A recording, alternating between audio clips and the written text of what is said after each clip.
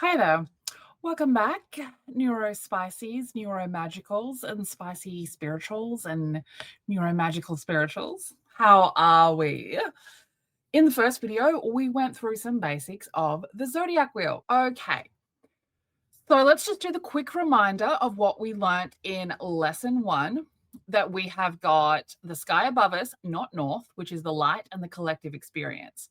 We have the sky below us, not south, which is the shadow and the self experience.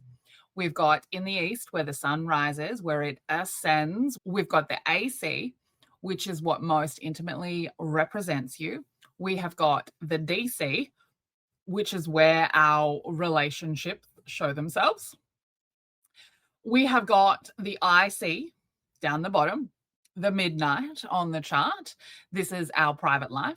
And we have got the MC at the top, which is high noon. And this is our public life, right? The zodiac archetypes run around the outside clockwise and they move around the chart. We have got the house system here in the middle, and it does not move, but they are written around anti-clockwise. Let's have a little reminder here of houses 1, 2, 3, 4, 5, 6 are the lessons or the concepts of self-experience. And then we have houses 7 to 12 in the sky above us section of the Zodiac Wheel, which are the lessons or the concepts of the collective experience. And we have houses 7, 8, 9, 10, 11, and 12. So let's get a closer look at that. And let's get into what these lessons are. So this is not as nice a looking zodiac wheel, but it is much more colorful. Okay. So remembering we have the AC and the DC on that horizon line. We have the IC down the bottom and the MC at the top. So we can see the houses as they run around 1, 2, 3, 4, 5, 6, etc. And then I've also popped in here the zodiac ruler of each house. And I have also put in the element. All right. So as we can see on here, the axis goes from one side to the other. So let's just pick this one, the AC-DC line. And we've got on this side where the sun ascends, this is the first house cusp, the AC. This is on the axis of identity. On one side, house 1, ruled by Aries. On the other side, house 7, ruled by Libra. Okay, so every axis has got 2 signs on there, and I've made them color coded so they're easier for everyone to understand. So let's take a closer look at what that means. So first up, we have the axis of identity. Okay, so this is the axis that we have Aries and Libra on. So the ruler of the first house, Aries, a fire sign. The ruler of the 7th house, Libra, an air sign. Natural opposites. Okay, fire, air, natural opposites. Self for Aries, relationship for Libra, natural opposites. Aries and Libra are both cardinal signs. Cardinal is an initiation energy. So Aries, first house that rules the self, initiates a new journey, a new cycle, right? The first step.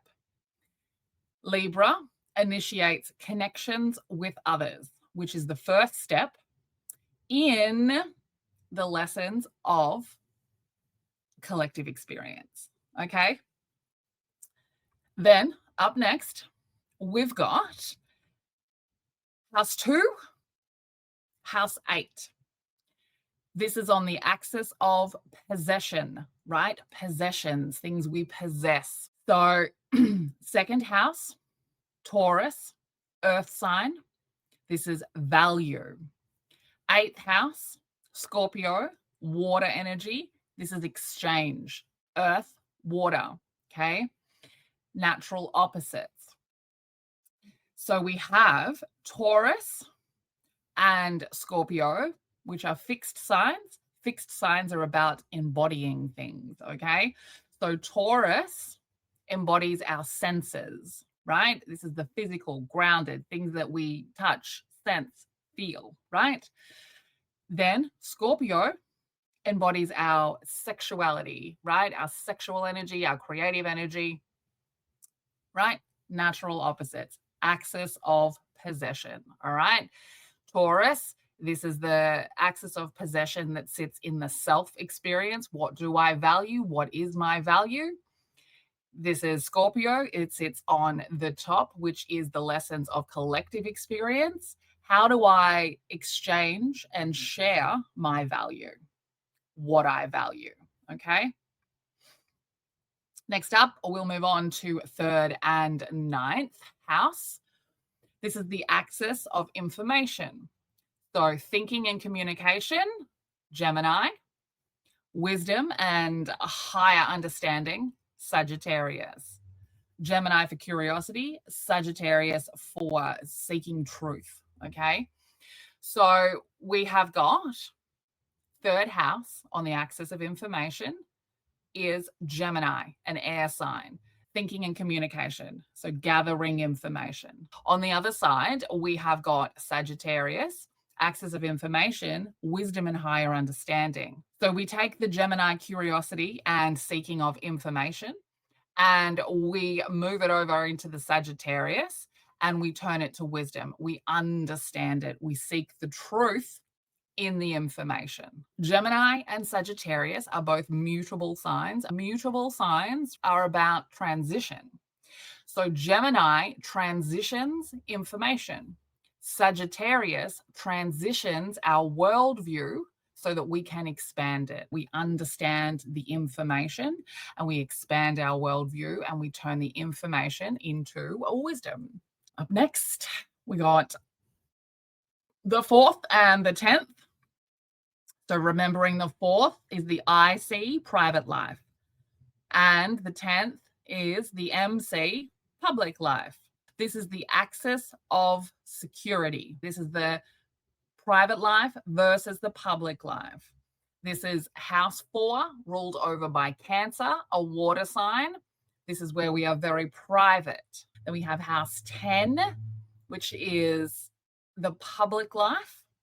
Capricorn, an earth sign. This is where we are the most seen. This is our social representation. These are both cardinal signs, which are about initiation. Cancer initiates an internal foundation of nurturing and healing, and Capricorn initiates an external foundation of structure. Internal, external. Up next, we've got a 5 and 11, probably the most fun ones.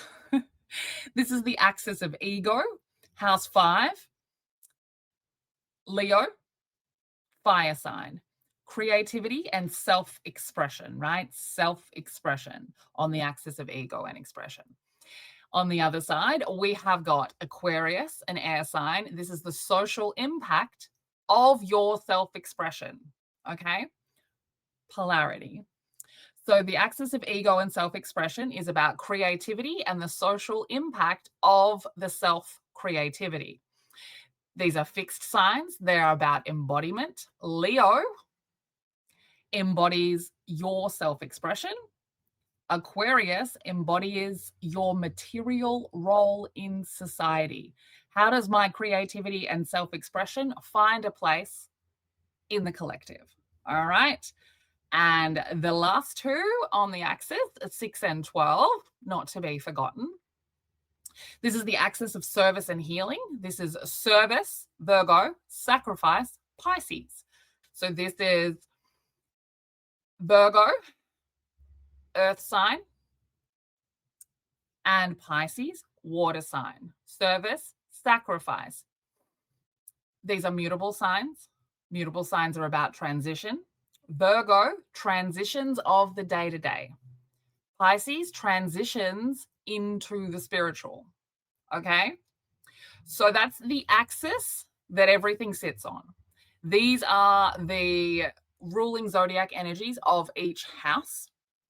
And These are the elements: cardinal, fixed, mutable. These are the modalities, okay? So when you're looking at the zodiac wheel and the lessons that we learn, we go through, firstly, we learn about ourself, the axis of self. We initiate the journey.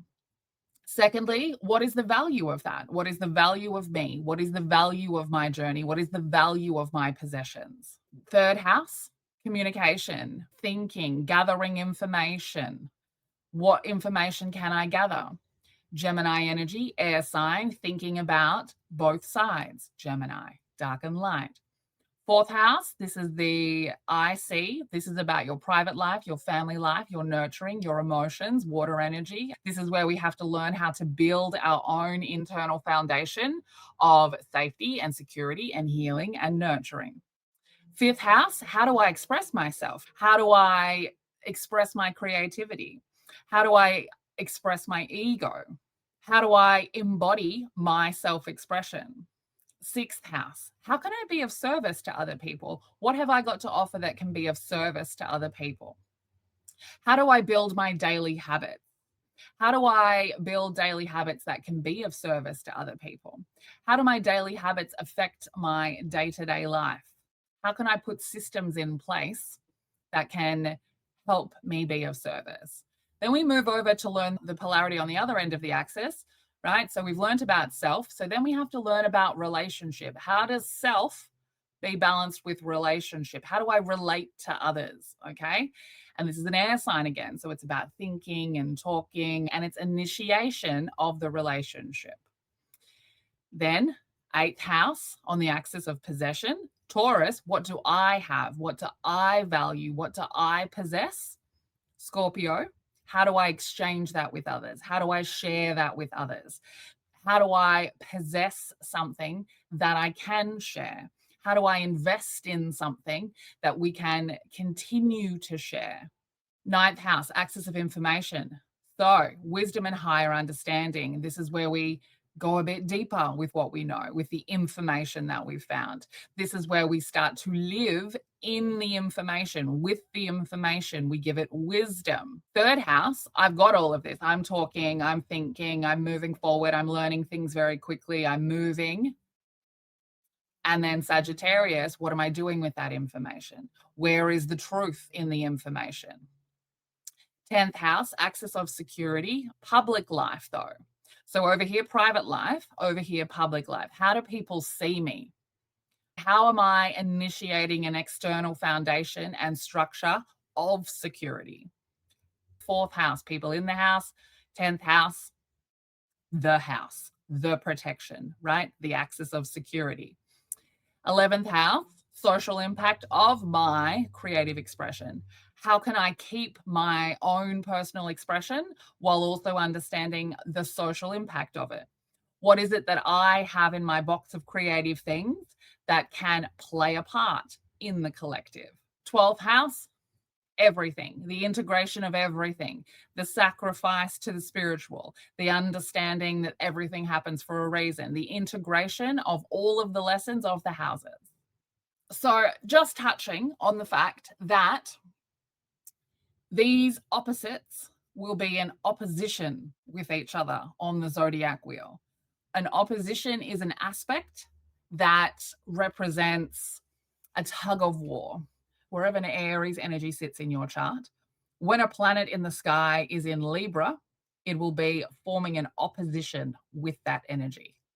Example, if you have your sun in Aries in Libra season, the sun will be opposing your sun, will be in opposition with your sun, will be creating a tug of war between your essence and where the sun is trying to teach you a lesson. Okay, so let's go back to the wheel quickly. So the 1st and the 7th house are opposite to each other.